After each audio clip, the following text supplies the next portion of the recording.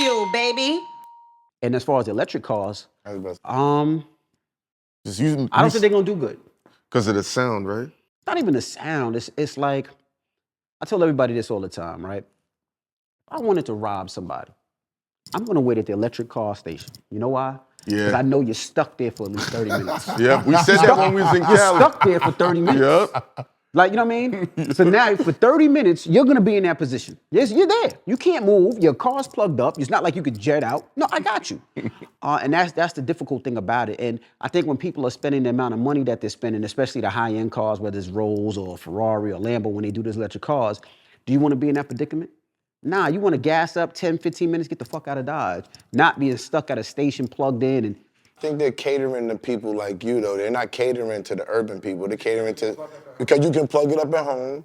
You got your dope establishment here. When you come here, you can plug it up here. You, per se, with you, you're not gonna have a problem. You don't have to drive a long distance. Niggas are sending for you, you flying. It's more catered to the people that live a high-end life, to me.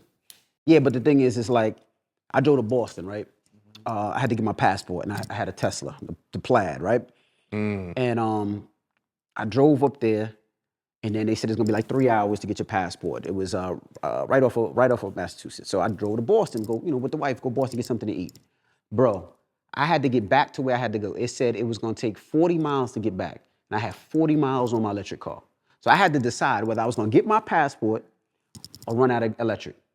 Bro, I jetted and got my passport. When I say I damn near had to push the car to the electric thing, and I was like, this ain't it. Because the gas, you could just pump gas 10 minutes and go. Then when I found a place, I had to sit there for an hour with my wife doing nothing, waiting for that. It's just a lot, it's a hassle. And I think a lot of people don't want that hassle. I think I don't think the grids are strong enough for cars. And even if you got a plug at home, like we got plugs here, it still take 8 hours to charge your car. Regardless. The only way it take half is if you got the grid that, Tesla has, and they don't sell those. I tried. But it's 8 hours to charge your car. You know what I mean? So for a lot of people, I don't think they're gonna do it. I mean, and they keep saying, oh, it's better for the environment, but people are saying it's not. They're saying the batteries are bad, the lithium is not as good. Yeah. The mining that it takes is actually hurting the environment. And then I think, like I said, I don't think the grid is strong enough, and I don't think it'll be strong enough for a long time. And then what do you do for somebody that lives in the projects, right? Where the fuck are they gonna plug their car into? Are they gonna fucking plug it into the house and throw it out the thing?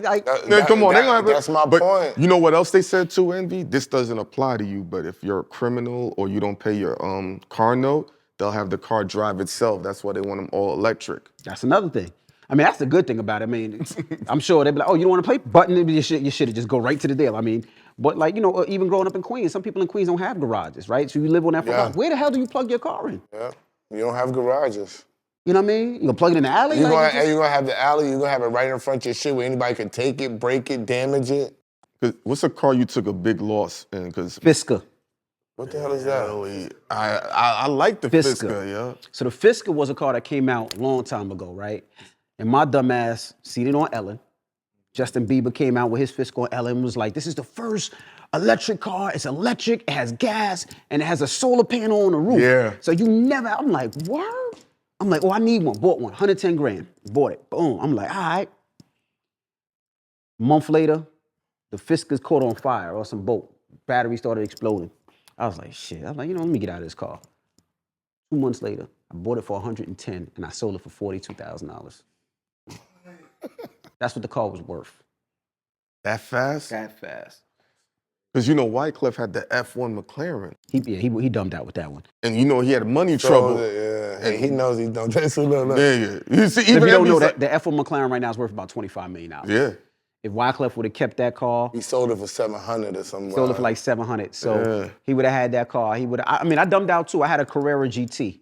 Oh, that's like how many? $4 million now? It's like between 1.5 and 2. How much you pay for it?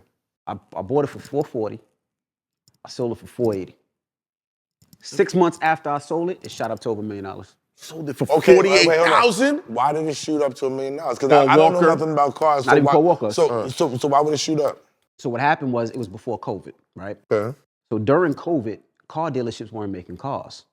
And everybody wanted cars. Rich people were getting their PPP loans and doing all this stuff, so they wanted to buy cars. So there was no cars making it. So all the older classics started jumping up in money. So that car that I paid $440 that I sold for $480 was worth $1 million. If I'd have kept it another 3 months, I would have been in that price range. Same thing with like the Ford GT. Yeah. Ford GT, I paid $670 for it. It was worth $1.3.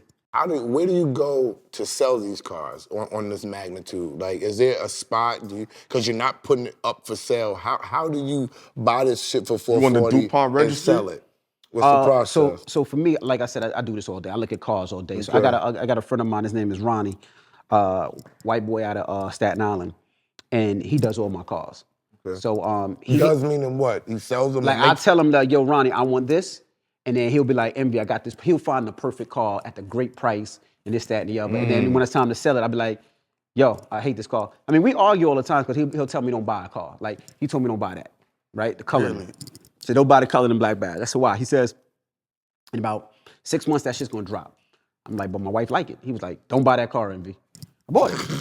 In 6 months? 6 months, the car dropped. So now my wife will have it until it, Until it appreciates or something? Until it just, It's the life of marriage. Yeah, it's life of marriage. But that's what it is. So he'll tell me, like, even the Demon 170, he was like, Envy, I think you should buy this Demon. And I'm like, well, why? You can't really drive it. It lifts up when it goes. He was like, this is gonna be an investment car you give to your kid, it'll be worth $300,000 later on. So I bought it. Wow. You know what I mean? So certain cars he'll guide me with and tell me to buy. Certain cars we argue with, and it is what it is. But why is it gonna be worth $300 if it lifts and you can't really drive? They don't make them. Well, they don't make this. The last car that they more. make like that Challenger. It's the fastest production car, the 0 to 60 to 1.6, and the car is everything. Has all balls. So when you push the gas, it actually lifts up. Who could buy it and drive it? People drive them. Yeah. People drive them. But it's so aggressive. People drive them. They just don't hit it. Like you can drive it. I drove it here from my crib. You can drive it. You ain't gotta do it, but if you meet somebody on the street that's talking shit, you're leaving them. It's up. It's the fastest production car. Like you're leaving them, you know. Damn. I never had a love for cars, probably because I just hate to drive. I'm not a driver. I like to be chauffeured around. I love to drive. There's no better feeling than for me than to drive in that car. See, I'm also from the era of driving down 125th Street and driving slow and everybody coming staring at your car and the little kids are like, that's my car. Like, I'm from that spot. I'm from the spot. I'm pulling up to the tunnel block and driving slow and everybody's pointing at the cars. I'm from the time where I need that car first because I need people to be like, what the f is that? Like, I'm from that era and I just have never.